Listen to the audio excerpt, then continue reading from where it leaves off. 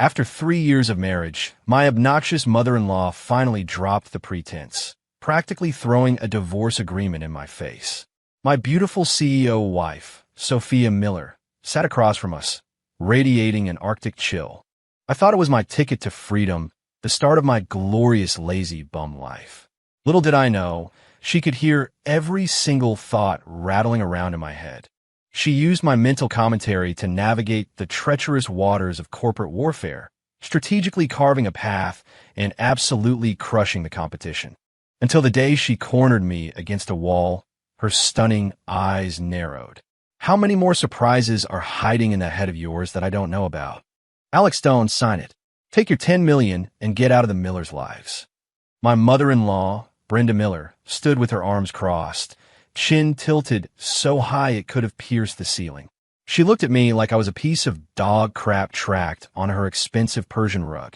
On the coffee table in front of me lay the divorce agreement, stark and silent. I glanced at the woman on the sofa beside it. Sophia Miller, my wife, the undisputed top CEO in Sterling City. She was impeccably dressed in a tailored white pantsuit, her long hair swept up to reveal a graceful, swan-like neck. She wasn't looking at me, nor at her agitated mother. Her gaze was fixed on the cold coffee in the mug before her, her exquisite face utterly devoid of emotion. For 3 years, that had been her default expression around me. I got it. 3 years ago, Grandpa Miller was on his deathbed. Some mystic, who knows where they dug him up, claimed the only way to save him was for his granddaughter to marry a man with pure yang energy, a fated match to ward off disaster. And just like that, I, with my supposedly pure yang birth chart, was chosen. With one signed contract, I became the laughingstock of Sterling City, the Miller family's useless live-in husband. Now, with Grandpa Miller's health fully restored, my lucky charm duties were complete. Naturally, it was time to be kicked to the curb. Yes, finally, the day has come. I practically screamed with joy in my head, almost cracking a smile. 3 years. Do you know what I've been through these past 3 years? Staring at that icy face every day, even my food tasted bland. But now, 10 million in the bank, a cozy little place of my own, the rest invested for interest. I'm going to be a total couch potato. The good life. Here I come. I picked up the pen, eager to sign on the dotted line. Sophia, who had been sitting rigidly, like a statue, gripped her coffee cup. Her long, slender fingers trembled almost imperceptibly. She snapped her head up. Her eyes, usually as clear and cold as an autumn lake, now held something beyond their usual icy indifference. Astonishment and a hint of unbelievable. Absurdity? Did she hear that? No.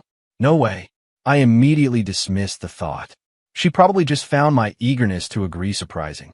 After all, a normal deadbeat husband would be wailing, clinging to her leg, begging her not to abandon him. Right? Wait. Just as the tip of my pen was about to touch the paper, Sophia's cool voice sliced through the air. My hand jumped, and the pen skittered across the document, leaving a long black streak. What's the hold-up, lady? Your mom's about to have a heart attack. Can't you see? Just let me sign. I want to go celebrate with some pizza and wings. I grumbled internally. Brenda was agitated too. Sophia, what are you doing? You actually want to spend your life with this good-for-nothing? Sophia ignored her mother, her sharp eyes boring into me as if trying to see straight through my soul. What are you staring at? Keep it up, and you'll regret trying to stop me from my freedom today. I glared back, my eyes reflecting my yearning for 10 million and freedom. Sophia's brow furrowed even deeper. She just heard another voice, a man's voice appearing out of nowhere in her mind. And the content of that voice was, wanting pizza and wings to celebrate the divorce? She subtly observed the man in front of her. Alex Stone, still the same shiftless, ordinary guy, yet his eyes held an unfamiliar urgency. I don't agree to this agreement. Sophia spoke each word distinctly, her voice low but carrying an undeniable authority. Me? Brenda? You gotta be kidding me, lady. You're playing with me? 3 years of marriage, and now you pull this? What do you want? My dashing good looks? My amazing skills in bed? You haven't even tried them out? Oh, I get it. Leo Kingston, that simp, must be pressuring you again, and you're using me as a shield.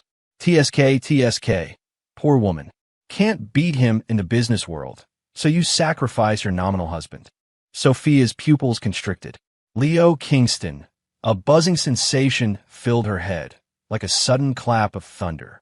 Leo Kingston, the heir to Kingston Industries, had been aggressively targeting her company's stock lately, using underhanded tactics.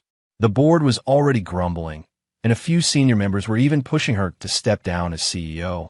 She'd only discussed this with her closest assistant. How could Alex, who spent all day watching TV and playing video games, know about it, and know so much detail? Sophia, you're insane. Leo is 100 times better than this loser. Are you trying to kill me by keeping him around? Here we go, classic mother-in-law playing favorites. Too bad. If your daughter doesn't listen to me, Kingston Industries will tear Miller Corp apart in 3 days. Then, forget about living in luxury. You and your daughter will be saddled with generations of debt, begging on the streets. I silently mourned for them for 3 seconds. Sophia's heart skipped a beat at the thought echoing in my mind.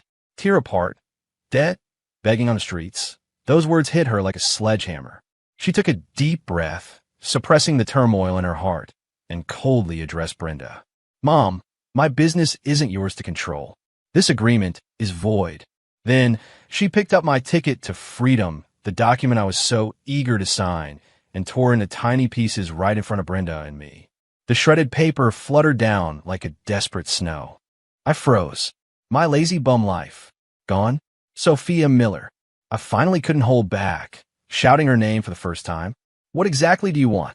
Sophia looked at my furious face, then remembered the vibrant, mocking thoughts that had just been in her head. A preposterous, yet daring, idea began to form in her mind. She stood up, looking down at me, a subtle, meaningful curve forming on her lips. Nothing. From today on, you are still my husband, Alex Stone. I was forcibly kept by Sophia. Brenda was so enraged, she nearly exploded on the spot, pointing and yelling at me for a good, while before Sophia's icy glare forced her to retreat. The vast living room was left with just Sophia and me. The atmosphere was so awkward you could practically cut it with a knife. What the heck is going on? No divorce? What about my 10 million? What about my lazy bum life? Has this woman, Sophia Miller, completely lost her mind? I sat on the sofa, looking utterly miserable. Sophia sat opposite me, gracefully taking a sip of her cold coffee, as if nothing had happened. But inside, a furious storm raged. She was 100% certain now. She could hear Alex's thoughts. This discovery was even more shocking than Leo Kingston targeting her company's stock, especially since Alex's thoughts mentioned Leo's plan and even predicted Miller Corp's crisis. Fine, I'll stay. Free food and shelter. I guess I can make it work. Still, it's a shame about my pizza and wings. Wait, something's not right. According to the original book's plot, I should have been kicked out by now. Why isn't Sophia playing by the rules? Could it be? Original book's plot? Sophia's hand, holding the cup, tightened again. What original book's plot did? You know something she didn't? Alex. She set down her coffee cup, deciding to probe. What? I replied grumpily. What's your take on Leo Kingston? She asked, seemingly casually. Oh, testing me now, are we? I smirked inwardly. My take? I see him with my eyes, obviously. Just an arrogant idiot who thinks he's hot stuff because his family has a few bucks. This time, he's attacking Miller Corp with some 3-wave attack strategy. Sounds intimidating, but it's all smoke and mirrors. First wave, spread negative rumors, drive down stock prices. Second wave, team up with a few minor shareholders to cause trouble on the board, shaking morale. Third wave, wait for the stock to hit rock bottom, then launch a hostile takeover and grab Miller Corp. TSK. He thinks he's so clever, but it's full of holes. Sophia's breathing hitched. What Alex was saying in his head was exactly the predicament she currently faced. He even clearly stated Leo's ultimate goal, a hostile takeover. These business secrets were tightly guarded by Leo's side. She'd only managed to piece together some clues through various channels. How did Alex, a stay-at-home bum, know all this? Holes? What holes? She blurted out, a hint of urgency she hadn't intended creeping into her voice. Oh, she's actually asking? Trying to get free advice? No way, want to know? Beg me. Call me honey, and maybe, just maybe, if I'm in a good mood, I'll tell you. I crossed my legs and settled into a more comfortable position on the sofa, looking like a smug jerk who wouldn't tell even if begged. Sophia's face darkened. She, Sophia Miller, CEO of Miller Corp., the goddess in countless men's hearts in Sterling City, was supposed to beg a useless, live-in husband and call him, "Honey, dream on." But the company was on the brink, and those old foxes on the board were circling. If Alex really had a solution, between her pride and the company, she hesitated for precisely zero point 0.1 seconds. She took a deep breath, as if making a monumental decision, and when she looked at me again, her eyes were calm. Honey. She couldn't bring herself to say the full word, the sound barely a whisper, a faint blush creeping up her cheeks.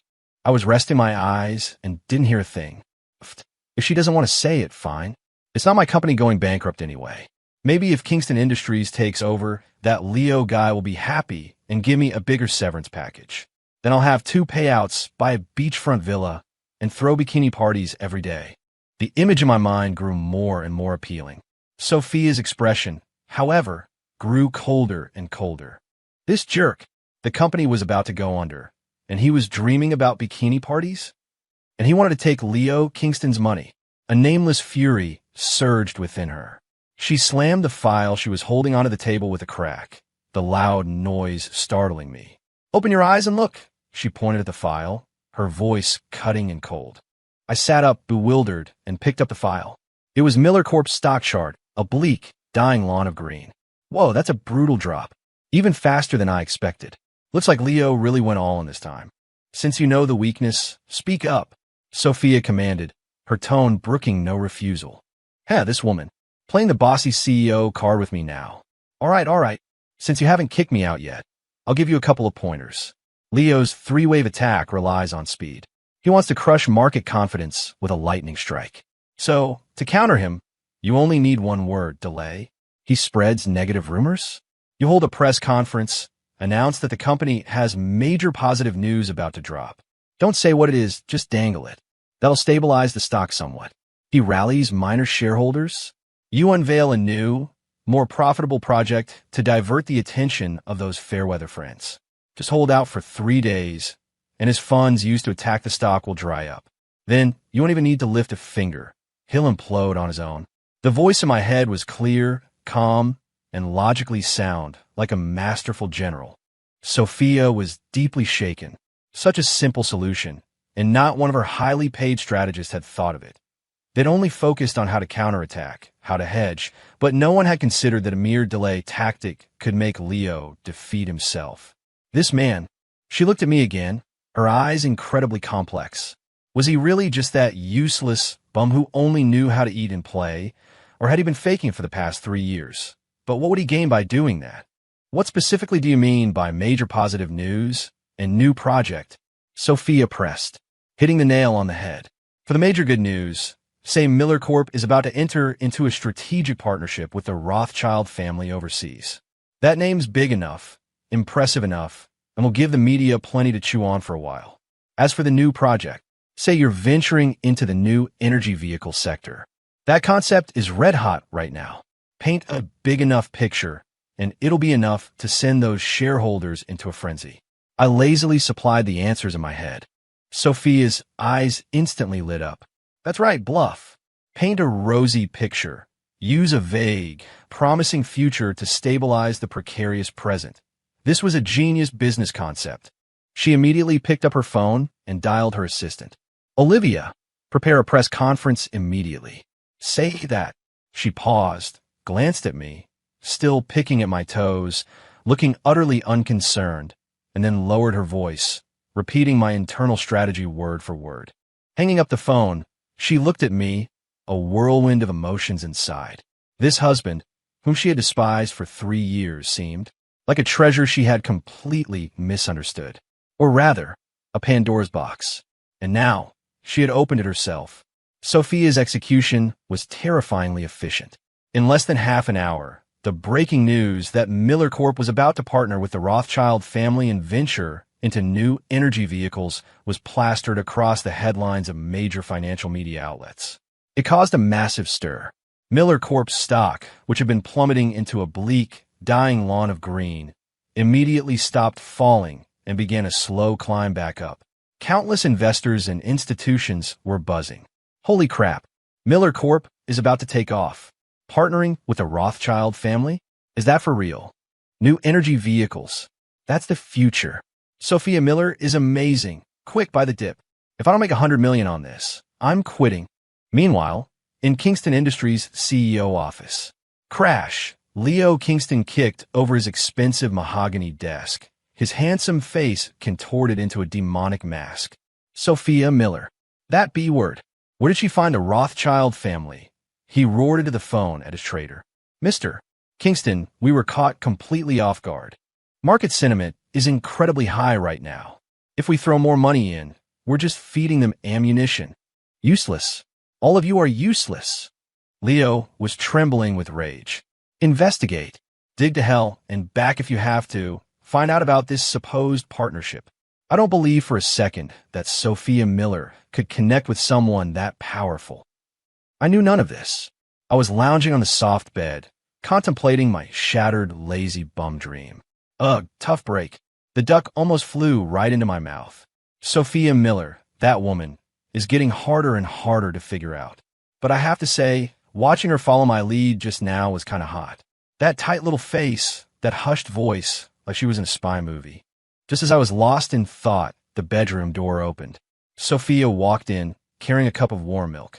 She had changed out of her sharp business suit into a silk robe, her long hair casually draped around her shoulders. She looked less like a cold CEO and more like a languid homemaker. Under the soft light, her skin seemed to glow, and her delicate collarbones were subtly visible. I couldn't help but stare. Gulp. Gotta admit, this woman is a solid 98. Can't give her more, might make her conceited. Sophia heard my thought, paused in her step, and a flicker of awkwardness crossed her face. She placed the milk on my nightstand, her voice still cool. Drink it. Get some sleep. Whoa, the sun must be rising in the west. Bringing me milk? Is she trying to poison me? I eyed the milk suspiciously. A vein throbbed on Sophia's temple. This jerk. What kind of nonsense is he thinking? Thank you for what you did for the company. She paused, then decided to speak. No matter what, if it hadn't been for Alex today, Miller Corp's situation would have been extremely dangerous. Thank me for what? I didn't do anything. I feigned ignorance. I didn't want her to know I was aware of everything, or how could I keep living my lazy bum life? Yeah, exactly. Deny everything. I absolutely can't let her think I'm some business genius, or else she'll come to me for every little thing at the company. How am I supposed to chill out then? Sophia. She had an intense urge to crack open my skull and see what was inside.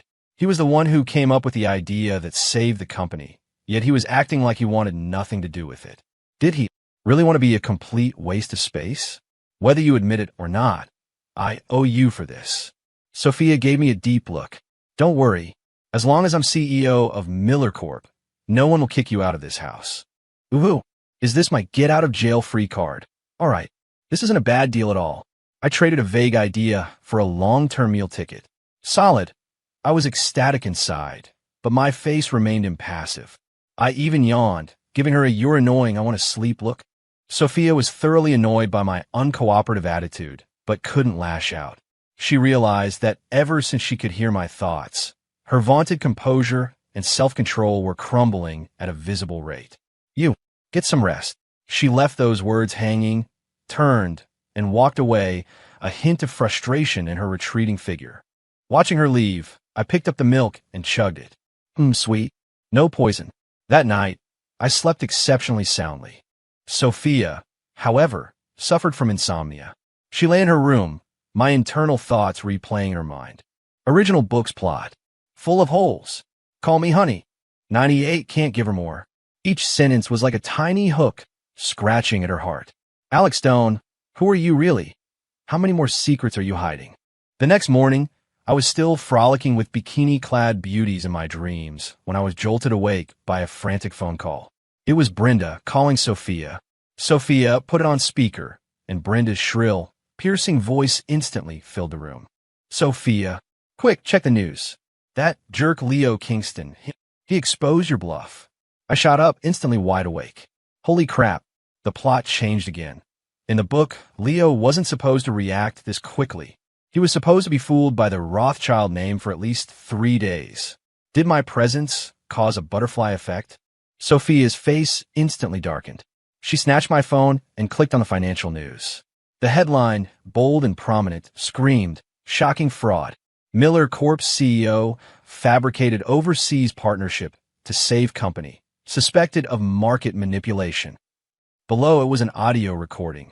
Sophia's conversation with her assistant, Olivia, from yesterday. Olivia had been flipped. "It's over. It's all over." Brenda's voice was tearful over the phone. "Sophia, we have to run. If we don't, we'll go to jail." Sophia swayed, her face ashen. She hadn't expected Leo's counterattack to be so swift, so deadly. Market manipulation was a serious crime. If proven, forget the company. She'd be locked up. TSK bit off more than she could chew, didn't she? I lay in bed, gloating. "I told you that Leo guy was sneaky. I told you to delay, but you had to go and make such a big show of it. Now you've given him leverage. But this isn't unsalvageable." Sophia heard the last sentence, and like a drowning person grasping at a lifeline, she spun around to face me. "You have a plan?" "What plan do I have? I'm not a god." I rolled my eyes, returning to my playing dead position. "Just kidding, of course I have a plan. And it'll make that Leo guy lose big time. But this time, I can't give it away for free." The gears in my mind were whirring, calculating furiously. Sophia glared at my unperturbed expression, her teeth gritted. What time was it? And he was still playing games. "Alex." She marched to the bed and yanked off my blanket. "Are you going to tell me or not?" The silk blanket slid off, instantly exposing my toned, muscular torso. Despite 3 years of being a couch potato, this physique was something I'd earned through hardcore workouts before my transmigration. Sophia's gaze swept over my abs, and her cheeks flushed instantly. Her eyes darted away. "Oh, blushing now, are we? My charm has conquered her, hasn't it?" I proudly puffed out my chest. Sophia heard my shameless thoughts, mortified and infuriated. She wanted to crawl into a hole and disappear. She forced her eyes away, but her voice unconsciously softened a little. You should put some clothes on first." "Nope," I whined playfully, "unless you agree to a condition." "What condition?" Sophia frowned. "Agree first, then I'll tell you." "Haha, my condition is simple. Once this is all over, the divorce agreement is still on, and I get my 10 million, not a cent less. Plus a swanky penthouse downtown. Not too much to ask, right?" Sophia froze when she heard my condition. She'd expected me to ask for the moon, company shares, or even more money. But he only wanted to leave, always. And a penthouse. For some reason, an inexplicable sense of loss and irritation welled up inside her. "Fine, I agree." She practically gritted out the words. "You said it. No backing out." I immediately sprang out of bed, terrified she'd change her mind. Plan successful. 10 million in a penthouse. My lazy bum life. Here I come again. I thought excitedly, completely oblivious to Sophia's increasingly dark expression. "Now can you tell me?" she asked coldly. "Of course, my dear wife." My mood was excellent. I gave her a rare, cheerful smile. Sophia's heart skipped a beat at my dear wife, but the frost on her face deepened. Calling me wife now, but just wants to run off with the money. Men, they're all the same. She silently cursed, yet couldn't help but perk her ears, listening for my brilliant plan. It's simple. I walked to the window, watching the frantic reporters gather downstairs, a cold smirk playing on my lips. Leo Kingston claims we fabricated the partnership, and his evidence is Olivia's recording, right? Sophia nodded. What if the Rothschild family actually sent someone? Sophia's eyes widened. You mean exactly what you're thinking.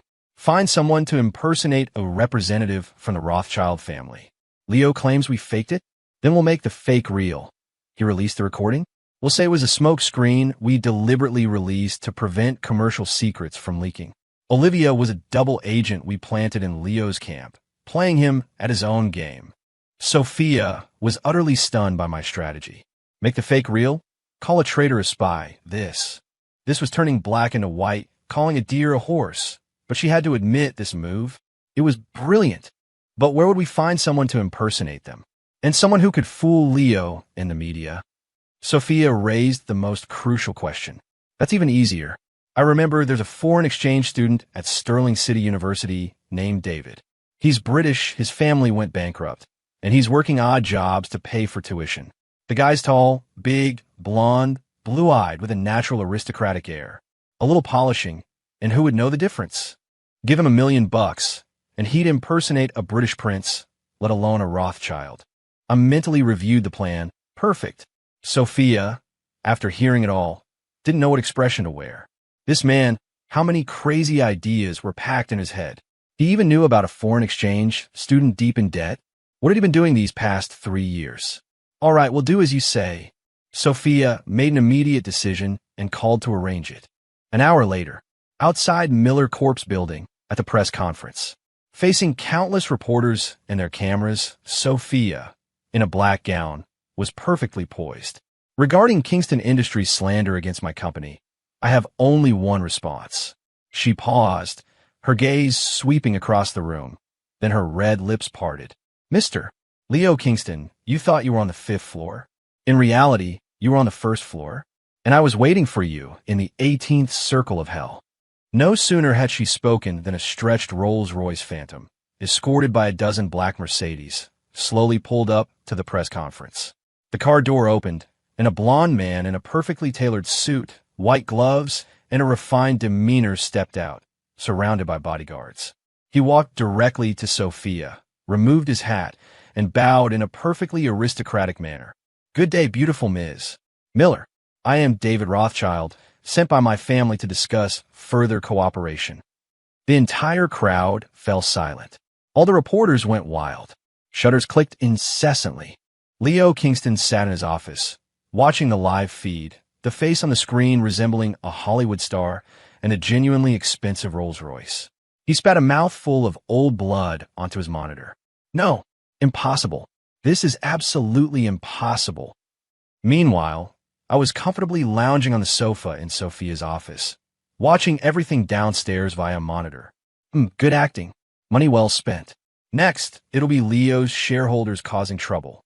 He diverted a huge amount of company funds to attack a rival, only to end up boosting them instead. Now, even his dad won't be able to save him. Success comes from preparation. Failure from lack thereof. In this results-driven world, nobody cares about your sweat, only the corpses under your feet. I stretched, as if I could already see Leo's tragic end. Leo's downfall came even faster and more tragically than I expected. The appearance of the Rothschild family representative was like a shot of adrenaline, sending Miller Corp stocks soaring and hitting the daily limit. Kingston Industries, on the other hand, due to hostile attacks, spreading rumors, and the scandal of embezzling funds exposed by internal shareholders, saw its stock plummet. In just half a day, its market value evaporated by nearly $10 billion. Leo's father, Walter Kingston, suffered a heart attack on the spot from rage and was rushed to the hospital. Leo himself was unanimously stripped of all his positions by the board, becoming a pariah. The entire Sterling City business world was rocked by this astonishing turnaround. Sophia Miller's name became a legend overnight. People said CEO Miller was brilliant, planning 1,000 miles ahead, using a dazzling commercial counter-espionage scheme to crush the arrogant Leo Kingston. Only Sophia herself knew that the true director was the man currently sprawled on her office sofa, giggling at a short video. She looked at me, her eyes incredibly complex. This man was like a bottomless whirlpool, making her curious, captivated, and also a little dangerous. Ha ha, this dumb video is so funny. Ugh, Leo fell so fast. What a buzzkill. I wanted to watch a few more good shows. What's next? Oh, right. Demand my penthouse and $10 million from Sophia, then retire in glory. Sophia heard my thoughts, and the curve of her lips instantly vanished, replaced by an icy coldness. Divorce again. Money again. Did this man have anything else in his head besides these things? Did she, in his eyes, just exist as a tool to be exchanged for property and cash at any moment? An indescribable anger, mixed with a hint of grievance she hadn't even realized, welled up in her heart. Alex. She walked up to me, looking down. What? I looked up, meeting her eyes that seemed to spit fire. Whoa, those eyes are intense. What? You won the battle and want to share the joy with me. Come on, smile for your man. Smile. Sophia scoffed. Alex, do you actually think your petty little tricks are impressive? I blinked. What's going on? Kicking me to the curb after I helped? No way. Is this woman that petty? I'm warning you, don't think that helping me once means you can do whatever you want. Sophia's voice was chilling. While Leo is down, the Kingston family's roots in Sterling City are still deep. His father, Walter Kingston, is no pushover. You've put me in the spotlight, and the troubles that follow will be endless. Who are you trying to scare? Walter Kingston? Just an old, cunning fox. His son is down, his company is in chaos, and he's in a hospital himself. He doesn't have time to come after us. What he needs to do now is find a scapegoat and stabilize morale. And the best scapegoat is his incompetent son, Leo. I bet within 24 hours, Walter Kingston will contact you himself. Not only will he apologize, he'll even package Leo up and deliver him to you, for you to deal with as you please, all to secure your forgiveness and prevent further retaliation from Miller Corp. It's called sacrificing the pawn to save the king. In the adult world, profit comes first. Deep father-son affection doesn't exist. I analyzed it perfectly in my head. Sophia listened, and the anger in her heart subtly dissipated. It was replaced by a deep sense of powerlessness. She realized that no matter how much she raged or probed, she seemed to always be within this man's calculations. He was like a player with a god's eye view, coldly watching everyone's struggles and performances on the chessboard. Occasionally, when he felt like it, he'd reach out and nudge a piece, changing the entire course of the battle. And she was the most crucial, yet most involuntary, piece in his hand. Ring, ring, ring. Just then, Sophia's private phone rang. It was an unknown number. She glanced at the screen, then at me, her eyes questioning. I raised an eyebrow at her and made a go-ahead gesture. See? Speak of the devil. It's got to be that old fox, Walter Kingston. Sophia took a deep breath, pressed the answer button, and put it on speaker. Hello, is this Ms. Miller? A frail, elderly voice came from the other end. This is Walter Kingston. Sophia's heart leaped. It was actually exactly what Alex had predicted. Mr. Kingston, what can I do for you? Sophia quickly composed herself, her voice returning to its icy tone. No advice, I assure you. Walter Kingston's demeanor was extremely humble. Ms. Miller, my son is incompetent. He offended you. It is my fault for not raising him better. I apologize here. Mr. Kingston, you're too kind. Business is like war. Everyone fights with their own abilities. Ms. Miller, you are too generous. Walter Kingston coughed twice and continued. I have disowned that rebellious son of mine. From this day forward, he has no relation to the Kingston family. Tomorrow, I will have him personally come to your door and beg for your forgiveness. I only ask that you show mercy and allow Kingston Industries to survive. The call ended. The office was dead silent. Sophia stood there blankly, unable to recover. Everything was exactly as Alex had predicted. To the letter. Who exactly was this man? She spun around abruptly, staring intensely at me, asking each word deliberately. You. Who are you really? Me? Alex Stone, of course. I spread my hands, looking utterly innocent. Your husband, the Miller family's live-in son-in-law, an ordinary couch potato. Duh. I obviously can't tell you I'm a transmigrator who knows this world is a book, and you're the tragic heroine destined to lose everything to the villain. If I told you, you'd think I was crazy and send me straight to a mental hospital for dissection and research, wouldn't you? Sophia heard my thoughts and felt like she'd been struck by lightning. Transmigrator, a book, tragic heroine, losing everything. These pieces of information exploded like bombs in her mind, leaving her dizzy and barely able to stand. She leaned against the office desk, her face pale, staring at me with terror and disbelief. This world was a book, and her life was a predetermined script. No, this was too absurd. What are you talking about? Her voice trembled. What am I talking about? I looked bewildered. Wasn't I just watching videos? I shook my phone.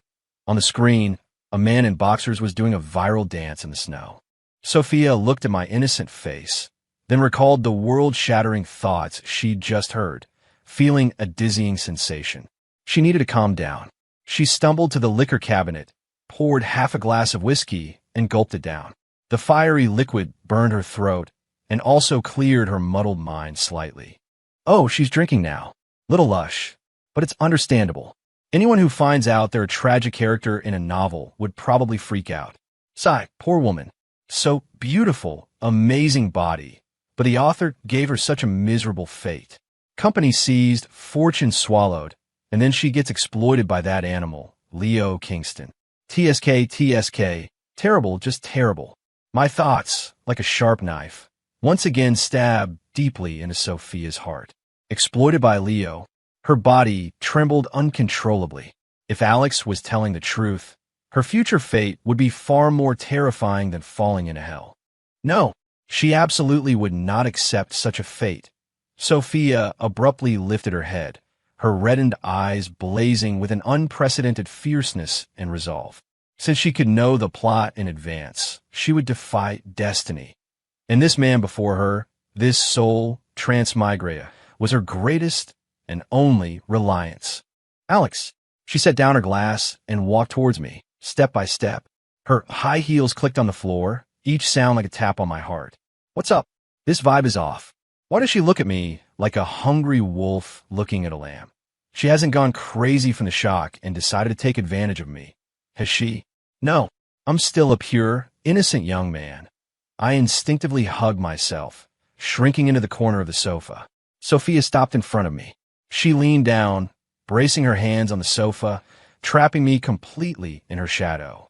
A mix of whiskey and her unique, cool scent washed over me, making my heart skip a beat. From today on, you are not allowed to leave my side without my permission. I was dumbfounded. No. What about the penthouse and 10 million we agreed on?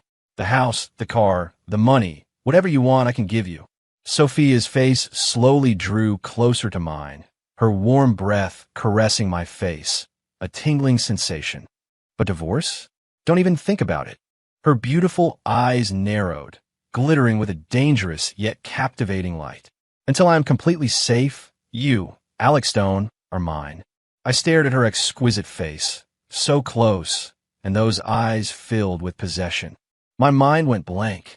The script seems to have completely broken. Wasn't I supposed to be the lazy live-in husband? How did I suddenly become the dominant CEO's exclusive pet? I ultimately couldn't escape.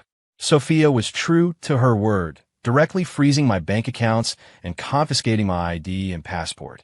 In her words, it was to protect my personal safety. I didn't believe her for a second. She just didn't want her human cheat code to run off. The next day, Leo Kingston, true to form, was brought by his father, Walter Kingston, to the Miller Court building like a whipped dog. In front of all the media, he knelt on the ground, kowtowing and slapping himself, crying and sniveling, looking utterly pathetic. The once arrogant scion of the Kingston family became the laughingstock of the city overnight. Sophia, after this ordeal, reached the pinnacle of prestige within the company. The old foxes on the board now looked at her with awe and respect. No one dared to question her decisions anymore. All of this was like a perfect replication of the script in my head. But I wasn't happy at all. My personal freedom was completely restricted. Sophia gave me the title of special assistant to the CEO and required me to go to work and leave with her every day. The official reason, close personal protection. In reality, 24-hour, all-angle surveillance. Assistant Stone, please review this document. In the spacious CEO's office, Sophia handed me a file. I lazily took it and glanced over it. The bidding proposal for the city Southland? Ugh, this proposal is garbage. According to the book's plot, this land will eventually be bought at a low price by a crooked businessman named Victor Shaw. He'll then discover a rare earth mine underneath it, increasing its value 100-fold. Miller Corp misses out on this opportunity, leading to a later funding crunch, which Leo Kingston exploits. Sigh, every step is a trap. I sighed internally, lamenting the tragic fate of the heroine. Sophia, listening to my thoughts, felt her eyes light up. Rare earth mine, 100 times the value. Another incredible opportunity. She calmly took back the document and said faintly, "Do you see any problems with it?" "No problems, it's great," I yawned. "If there's nothing else, I'm heading to the break room to slack off." Just let me leave. Don't keep me from chatting up the receptionist. Sophia's lips twitched. At a time like this, he was still thinking about the receptionist. Stop, she called out to me. Now what? I turned back impatiently. You're revising this proposal. Sophia slapped the document back in front of me. Revise it until I'm satisfied. Me? I pointed at my nose. Ma'am, I'm your assistant, not your dad. I'm not obligated to do your work, am I? Making me revise it? What kind of joke is that? I'm a man committed to being a couch potato. Sophia took a deep breath, pulled a black card from her drawer, and placed it on the table. There's $5 million in here, no password. Fix this, and the money is yours. My eyes instantly bulged. $5 million. Holy cow. Sugar mama, I'm hungry. Feed me. Revise it? Absolutely. Forget revising the proposal. You want to tear Leo Kingston to shreds right now. I'll do it. My face, which had been righteously indignant a second ago, now broke into a fawning smile. No problem, boss. Mission accomplished, guaranteed. I grabbed the document and the black card, trotted over to the sofa, and began my work. My work consisted of mentally rehearsing the complete plan for acquiring that land. First, we can't bid directly, or it'll attract too much attention, and Victor Shaw, that old fox, will snatch it. We need to find a reason for the government to rezone this land from commercial to industrial waste disposal. Then no one will compete with us. After that, we register an inconspicuous environmental company as a shell to take over. Once we have it, we announce the discovery of the rare earth mine. Then the stock price. Hee. While I schemed in my head, I doodled stick figures on the paper. Sophia, meanwhile, was diligently listening to my mental teachings, rapidly jotting down every key step in her notebook. One pretended to work diligently. The other pretended to read reports carefully. They collaborated seamlessly. If an outsider had seen this scene, they would have been flabbergasted. Who would have thought that the formidable, ice-cold CEO was making critical decisions by eavesdropping on a useless, live-in husband's thoughts? Boss, I'm done. In less than 10 minutes, I handed Sophia the A4 paper covered in stick figures. Sophia took it, nodding sagely. Good, very insightful. You can have this $5 million. Thank you, boss. You're so generous. You're like a second parent to me, boss. I held the black card, so excited I almost bowed down to her. $5 million.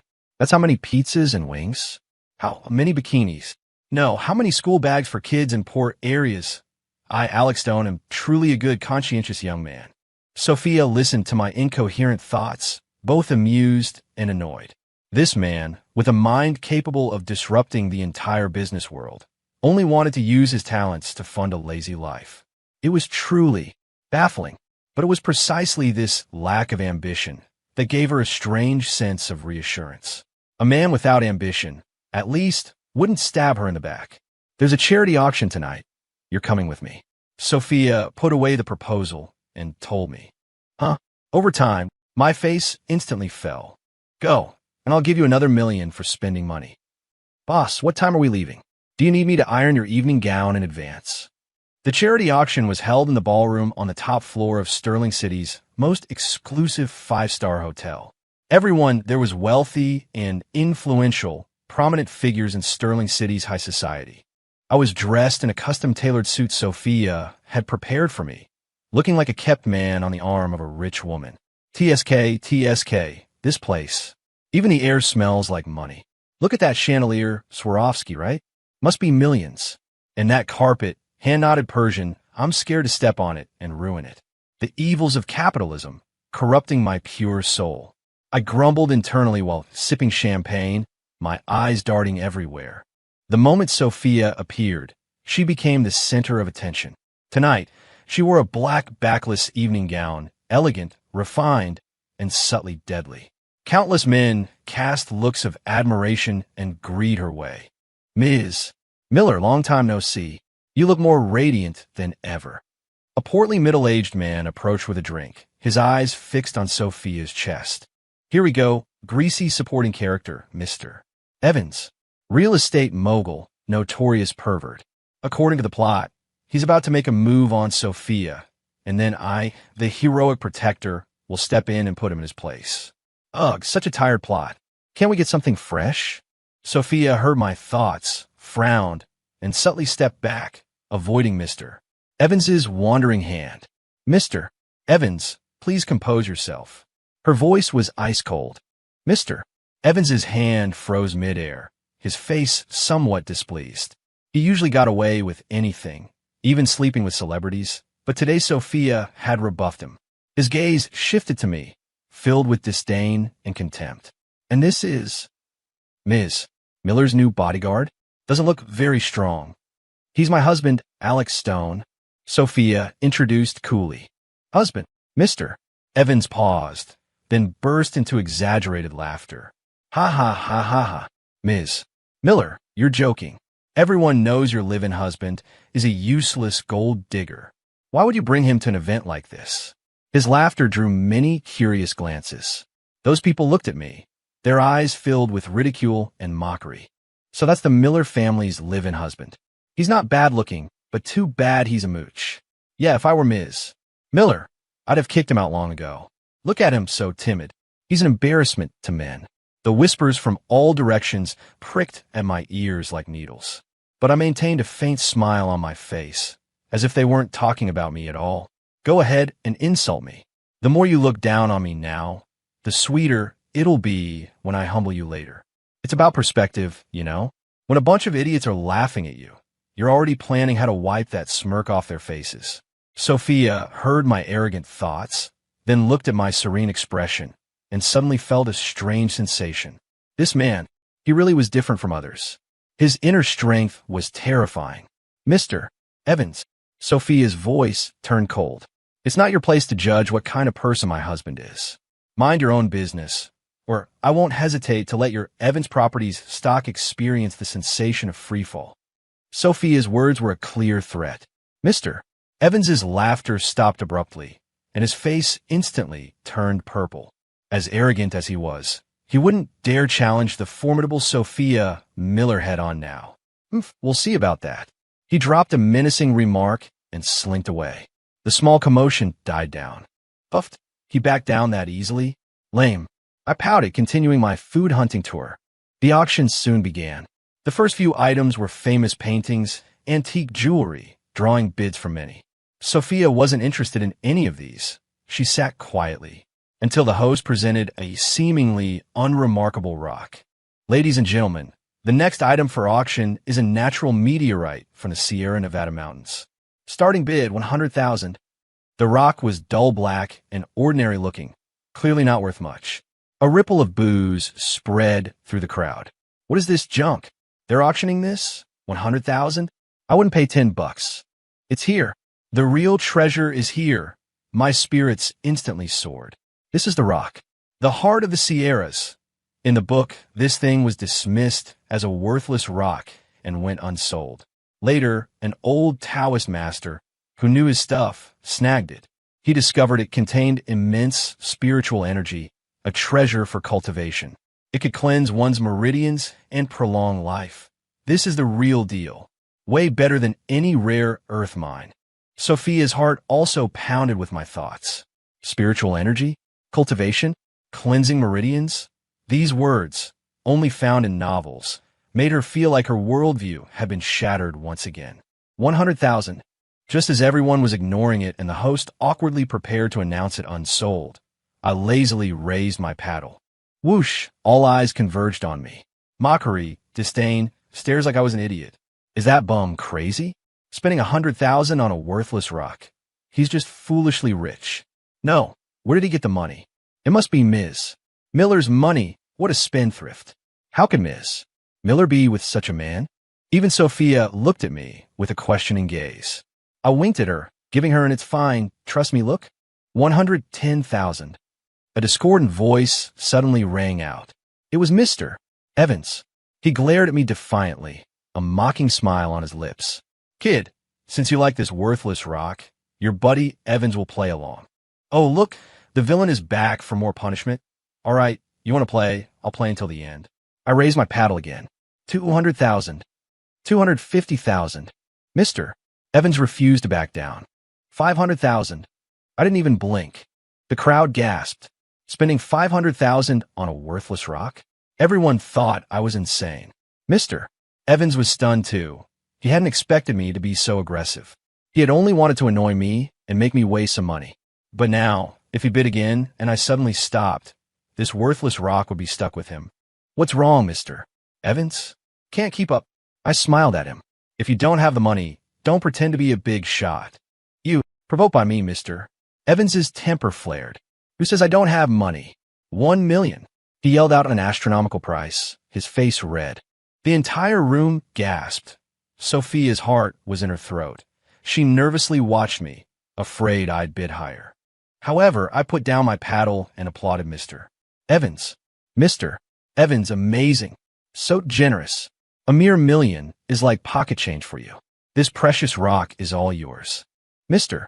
Evans, the triumph on his face instantly froze. He looked at my radiant smile and suddenly had a bad feeling. Had he been played? Congratulations, Mr. Evans, for winning this unique Sierra Nevada meteorite at the high price of 1 million. The host brought down the hammer. Mr. Evans's face was as green as the grass on his head. He became the laughingstock of the entire event. Everyone stared at him as if he were an idiot, whispering, spending 1 million on a worthless rock. Mr. Evans must have rocks in his head. He got played by that useless Miller family husband. What embarrassment. Mr. Evans was trembling with rage. He glared at me viciously, wishing he could tear me limb from limb with his eyes. But I ignored him, turning to Sophia to take credit. How was that, honey? My playing hard to get tricked? Pretty smooth, right? Not only did I get revenge for you, but I also saved 1 million. Come on, praise me. Sophia looked at my smug, praise-seeking face and couldn't help but crack a small smile. But she quickly composed herself, lowering her voice to ask, that rock, is it really that important? Of course it's important. It's the heart of the Sierras. A cultivation treasure. But it's good that idiot, Mr. Evans bought it. That thing has too much spiritual energy. Ordinary people holding it would only attract trouble. We don't have the power to protect it right now. Later, when we're stronger, it won't be too late to borrow it from Mr. Evans for a while. The gears in my mind clicked and whirred. Sophia listened, then nodded thoughtfully. So, he gave up not out of spite, but from a deeper consideration. This man, seemingly carefree, was in fact meticulously calculating every step, his mind terrifyingly sharp. The auction continued. Soon, another special item was presented. It was an ancient painting depicting a blurry figure from the back, its face unseen, but with a profound artistic essence. This painting is titled Homeward Bound. The artist is unknown, the era is unknown, but according to experts, the paper for this painting is made from ice silkworm silk, a rare material thousands of years old, impervious to fire and water. Starting bid, 500,000. Another wave of murmurs swept through the crowd. What kind of painting is that? Worth 500,000? Ice silkworm silk? They're just making that up, right? It's here. The real big treasure is here. My heart thumped with excitement again. The Homeward Bound scroll. This isn't just any painting. It hides a treasure map. The book says this map leads to the treasure of a former dynasty's prince, who is richer than an empire. It's worth untold riches. And the key to unlock the treasure is in the Miller family estate. This is practically a cheat code custom-made for us. Sophia's heart was once again stirred by a tempest of thoughts from my mind. Treasure map? Prince's treasure? The key in her own house? This was more outlandish than the rare earth mine and the heart of the Sierras combined. She felt like she wasn't at a charity auction, but listening to a fantasy story. But her reason told her that Alex's thoughts had never been wrong. This time, she didn't hesitate for a moment. The instant the host finished speaking, she raised her paddle. 1 million. Her cool voice instantly commanded everyone's attention. Ms. Miller has made a move. It seems this painting really is a treasure. With Sophia's endorsement, the ancient painting, which had been ignored moments before, instantly became a hot commodity. 1,100,000. 1,200,000. 1,500,000. The price soared. I watched anxiously. Ugh, my wife is so straightforward. Bidding directly like that just tells everyone it's a good item. You should learn my trick from before. First downplay, then hype it up, be vague. That's how you get the most for the least. Spending too much, you clueless woman. Sophia heard my complaining, her face flushed, feeling a little wronged. She didn't have as many tricks up her sleeve as I did, but she also reacted quickly.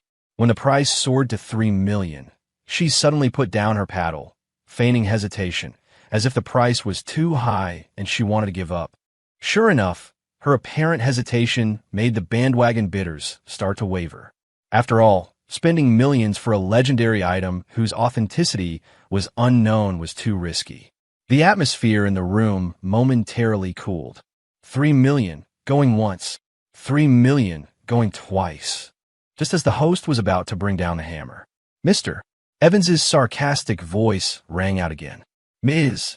Miller, why aren't you bidding? Weren't you determined just a moment ago? He had just spent $1 million on the rock and was full of pent-up anger. Seeing Sophia's predicament, he naturally wanted to rub it in. I suggest you don't bother. Don't end up like some people, paying a fortune for junk, he said pointedly. Sophia merely glanced at him coolly, saying nothing. This idiot, come and help again. Honey, ignore him, keep acting. Let him think you're just out of money and trying to hold on. I cheered Sophia on in my mind. Sophia understood, deliberately sighed, and put on a financially strapped expression. Mr. Evans, seeing this, became even more smug. Ms. Miller, if you really like it, why don't you beg me? Maybe if I'm happy, I'll buy it for you. He thought he had Sophia cornered and started to run his mouth.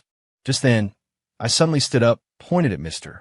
Evans, and said with a righteous indignation on my face, Mr. Evans, don't go too far.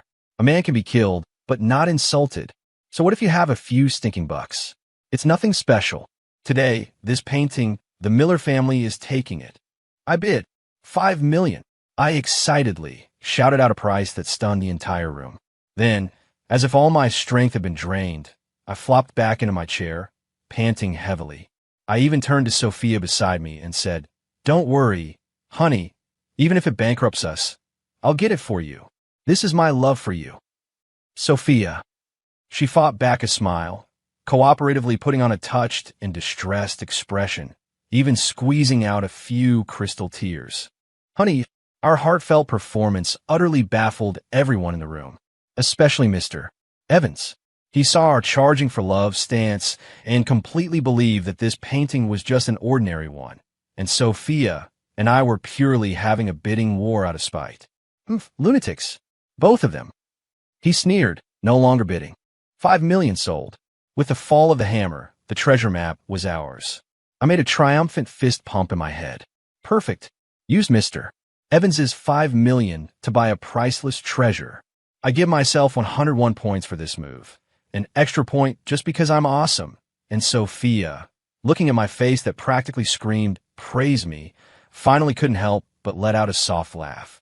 That laugh, like melting ice and blooming flowers, seemed to brighten the entire ballroom. I stared mesmerized. After the auction, Sophia and I became the center of attention, but it was in a foolishly rich kind of way. I never thought Miss Miller, such a shrewd woman, would spend 5 million on a worthless painting for her useless husband. What means to be blinded by love? I've seen it today. The Miller family's live-in husband, enraged for his beautiful wife, splurges 5 million. Tomorrow's headlines are set. Listening to the surrounding chatter, I didn't care at all. In fact, I almost wanted to laugh. Mortals, you simply don't understand the value of this painting. Sophia had also reverted to her Ice Queen CEO persona, ignoring all the gossip. We left the hotel with the painting under the complex gazes of the crowd. Back in the car, Sophia couldn't hold back any longer. She handed me the painting and urged, Quick, where's the treasure map? Why so eager? I grumbled but took the painting. I pretended to examine it for a long time, then pointed to an inconspicuous accessory on the back of the figure's waist. The secret should be here. I reached out and pressed lightly on the accessory. With a soft click, the scroll of the painting popped open to reveal a hidden compartment. Inside, a yellowed parchment scroll lay quietly. Sophia's breathing instantly hitched.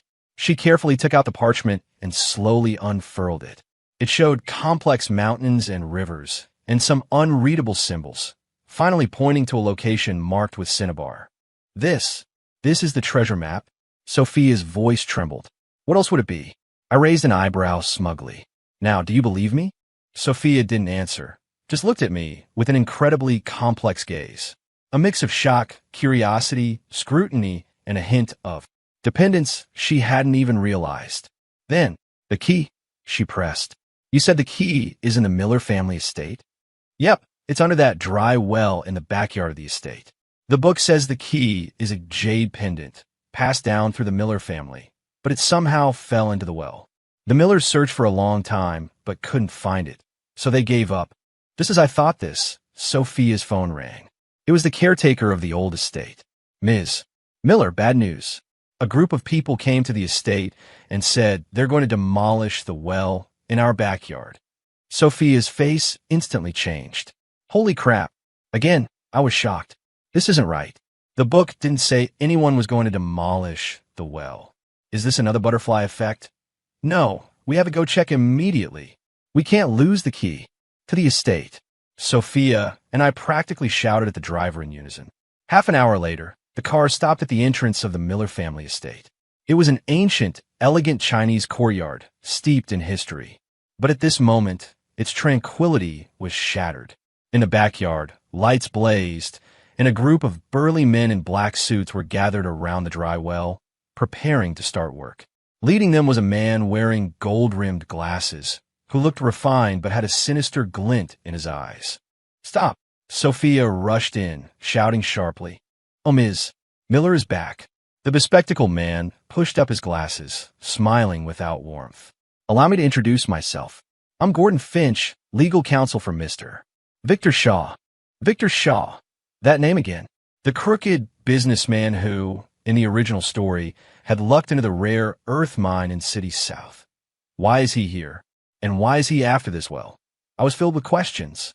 Could it be he also knows there's something in this well? No way. He doesn't have a treasure map. What are you trying to do? Sophia asked coldly. Nothing. Gordon Finch spread his hands. Our client, Mr. Shaw, has already purchased this well, along with the land beneath it. Now, it's our private property. I don't think it's up to you to decide what we do with it, Miss Miller. What? Sophia was shocked. That's impossible. The deed to the estate has always been in my hands. When did I ever sell it to you? Ahem, Ms. Miller, don't forget. Gordon Finch chuckled. 3 years ago, your father, Robert Miller, owed our client a huge gambling debt. This deed was personally pledged to us by him. As he spoke, he pulled out a yellow deed and a gambling debt agreement signed by Robert Miller from his briefcase. Sophia felt like she'd been struck by lightning, staggering back 2 steps. Father. It was her father again.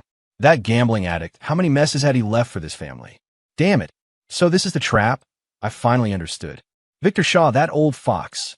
He doesn't know there's a key in the well at all. He's just here to collect a debt. But if he demolishes the well and the key is exposed, with his shrewdness, he'll definitely figure something out. Then the treasure will have nothing to do with us. No, we have to stop him. So what if there's an agreement? I stepped forward, blocking Sophia. A debt is a debt. We'll pay it back. This land is not for sale. Gordon Finch looked at me like I was an idiot. Pay it back? Kid, do you know how much your father-in-law owes? He held up 5 fingers. 50 million, plus 3 years of interest. That's 100 million. Does your Miller family have 100 million in cash right now? He was confident that Sophia, having just come out of a business battle, had tight company funds and couldn't possibly raise that much money. Sophia's face, indeed, turned incredibly grim. 100 million was a huge burden for her right now. 100 million? Just for my priceless treasure? Dream on. It's just money, right? I have it. I sneered, pulled out my phone, and dialed a number right in front of everyone. Hello, David? Mr. Stone, what can I do for you? The respectful voice of the Rothschild representative came from the other end. Do me a small favor, I said casually. I need 100 million in cash delivered to the Miller family estate within half an hour. Also, help me dig up all the dirt on a guy named Victor Shaw. And remember, I want the kind of dirt that'll put him away for life. My voice wasn't loud, but it exploded like a thunderclap in the silent courtyard. Everyone was stunned. The smile on Gordon Finch's face completely froze. Fake it. Keep faking it. After a brief moment of shock, Gordon Finch let out a grating laugh. 100 million in cash? digging up dirt on Mr. Shaw. Kid, who do you think you are? Is this a movie? His strongmen also burst into laughter, their eyes full of mockery. In their eyes, I was just a useless idiot spouting unrealistic nonsense. Even Sophia looked at me with concern. She knew I had abilities, but mobilizing 100 million in cash in half an hour? That was beyond her comprehension. Laugh all you want, you frogs in a well. You have no idea the terrifying power represented by a simple favor I picked up from a book. David's family might be bankrupt, but a starving camel is still bigger than a horse. In European financial circles, their connections and influence are still top tier. Forget 100 million, even a billion would be a simple matter of a few calls for them.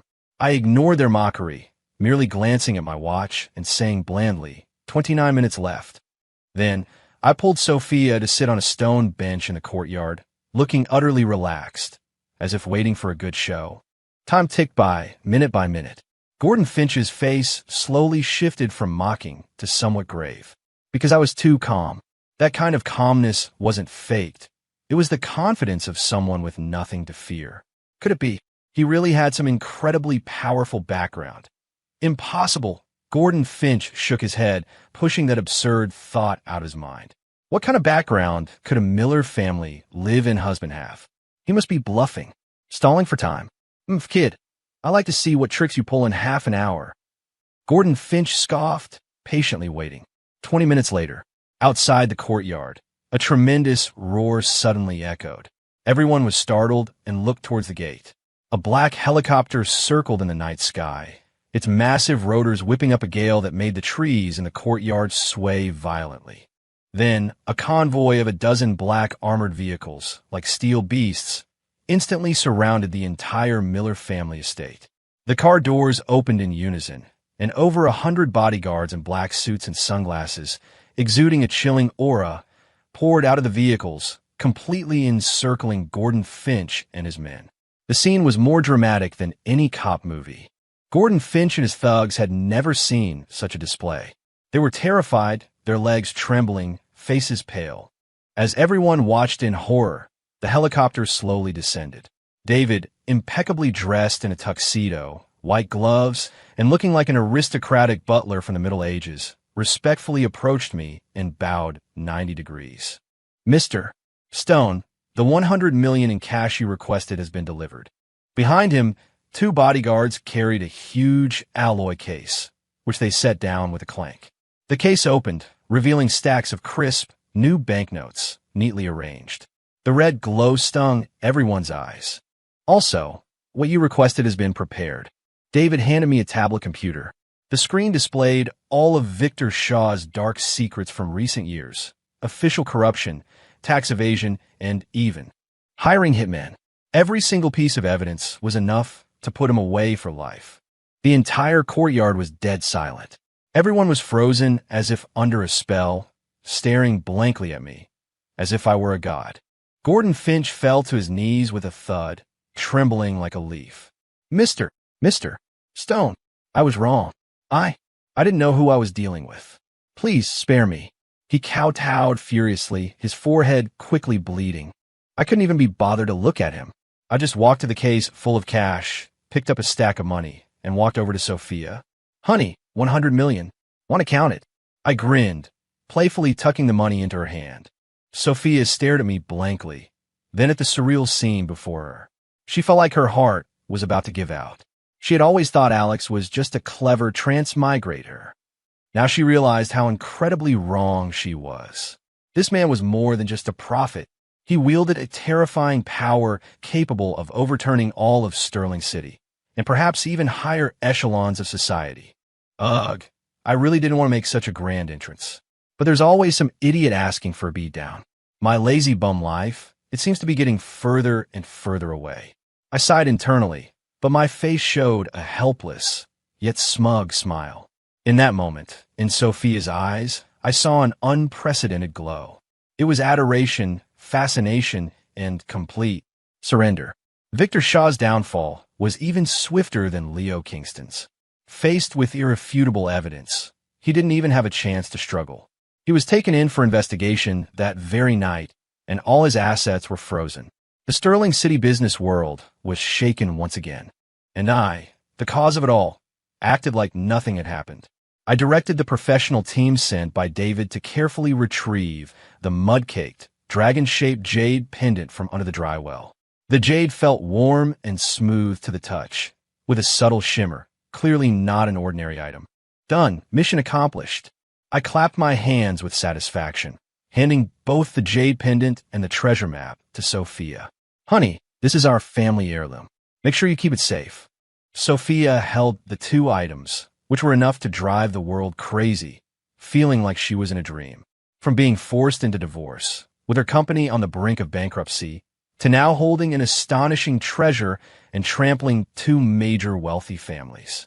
All of this transformation was due to the man before her. She looked at me, her beautiful eyes shimmering, and softly asked, "Alex, how many more secrets are you hiding from me?" Secrets? Oh, there's so many.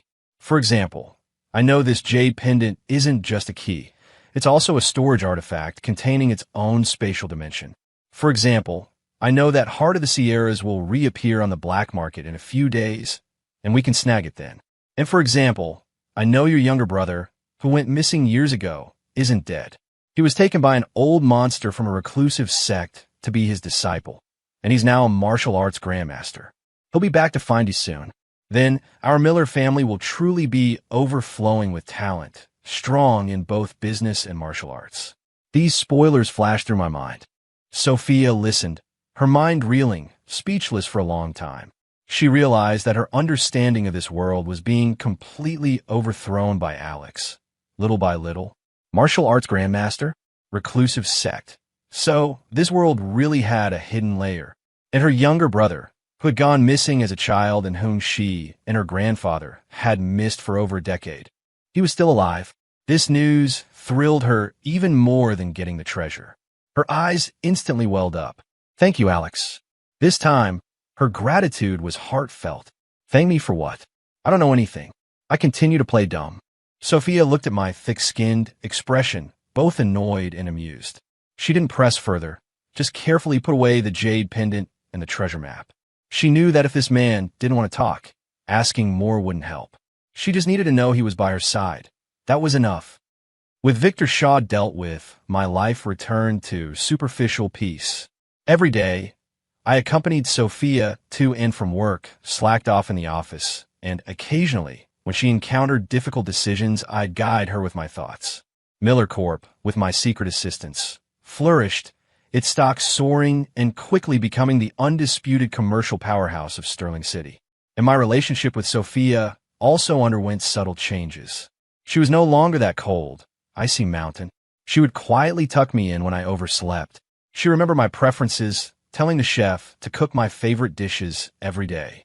She even secretly learned to play my favorite video game, just to have something to talk about with me. Although she totally sucked at it, and I'd tease her every time. "My God, how are you even worse than a bot? Left. Go left. You're hitting the wall, lady. It's over, you're gonna get me killed again." My glorious reputation.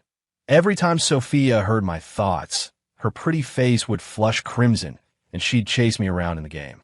But the next day, she'd still enthusiastically drag me into a co-op match. That feeling was strange. Without calculations of profit, without the barrier of status, we were like an ordinary couple, finding joy in mundane life. I even started to think that this kind of life wasn't so bad after all, much more interesting than being a couch potato alone. Until that day, I was napping in the office when Sophia suddenly burst in, looking panicked. "Alex, it's terrible, Grandpa." He suddenly collapsed. My heart sank.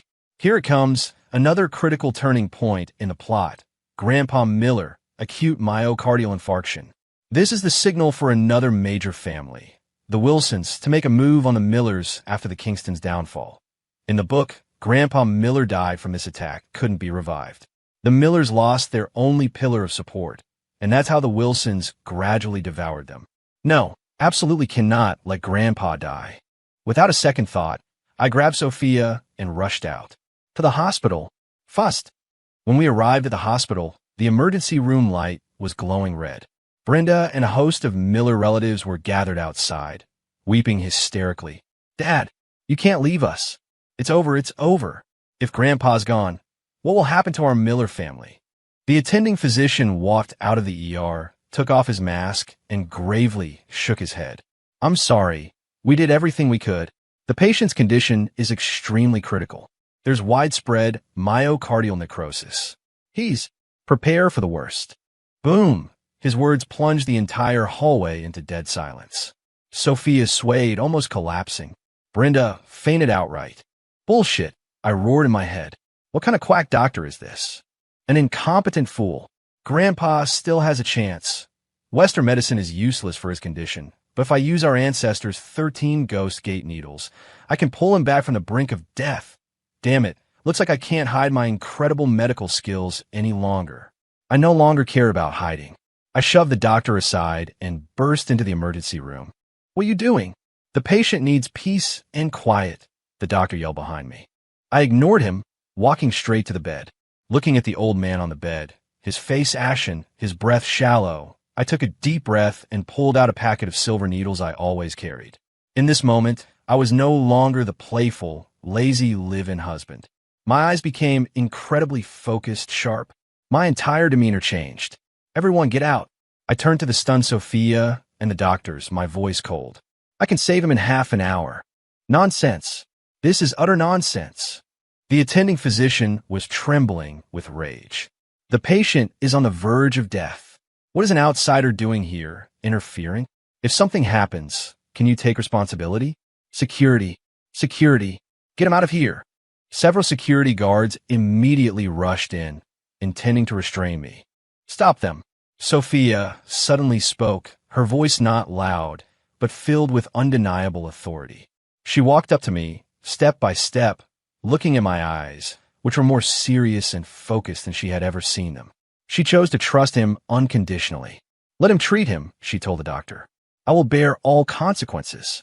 Ms. Miller, are you insane? The doctor couldn't believe his ears. Sophia didn't explain further, just waved her hand, signaling everyone to leave. The ER door closed. Outside, everyone was buzzing, thinking Sophia and I'd lost our minds. Inside, I held my breath, my hands moving like lightning, precisely inserting silver needles into Grandpa Miller's major acupoints. Rinjong Shunting Bai Wei Chihai, the 13 ghost gate needles. Each needle could kill, and each could save. A hair's breadth of difference could mean life or death.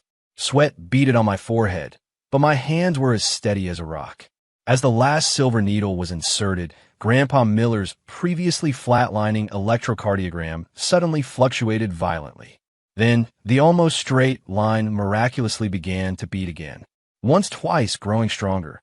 Outside, it's been 25 minutes already. That bum still hasn't come out. Grandpa must be, a Miller relative said, looking tearful. Before she could finish, the ER door opened. I walked out, looking exhausted. How is he? Is my dad? Brenda asked nervously. I didn't speak, just gestured inside. Everyone looked in, confused. They saw Grandpa Miller, who had just been declared beyond hope, actually, sitting up in bed. Although his face was still pale, his eyes were clear, his breathing steady. He showed no signs of a dying man. Where am I? Grandpa Miller looked around blankly. The entire crowd froze, silent. Everyone stared, mouths agape, as if they'd seen a ghost.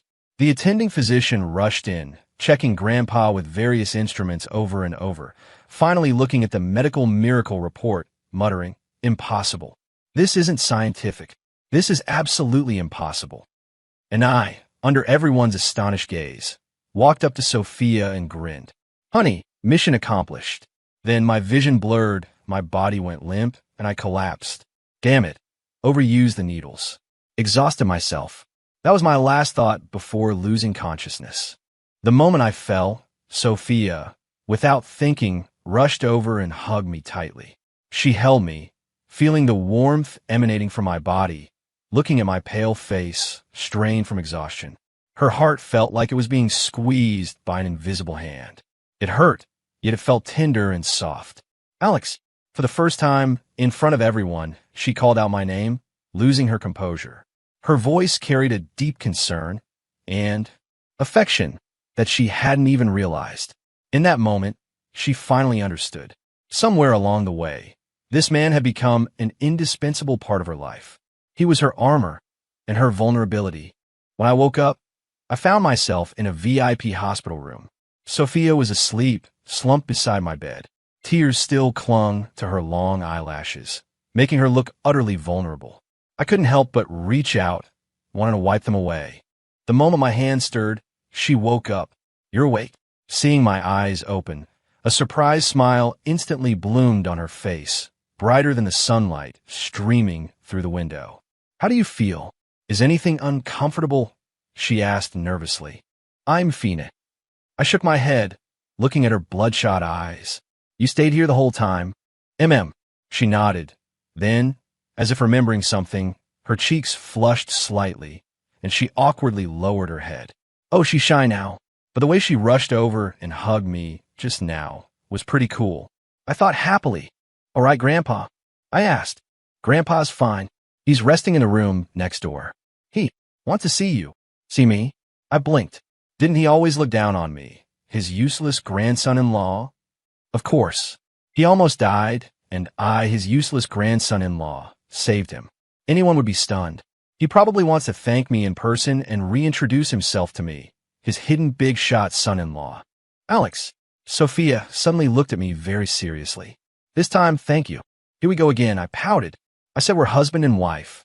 No need for thanks." "No. I'm not thanking you for saving Grandpa." Sophia shook her head, her eyes burning with an intense heat, as if trying to melt me. "I want to thank you for appearing in my life.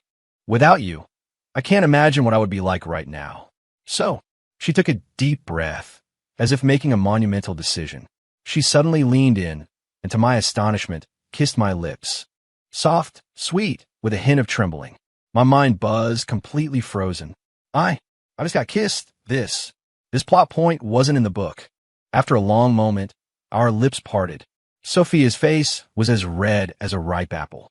She looked at me, her beautiful eyes narrowed, glittering with a hint of slyness and possessiveness. "How many more surprises are hiding in that head of yours that I don't know about? From today on, I'm going to dig them all out, little by little." End.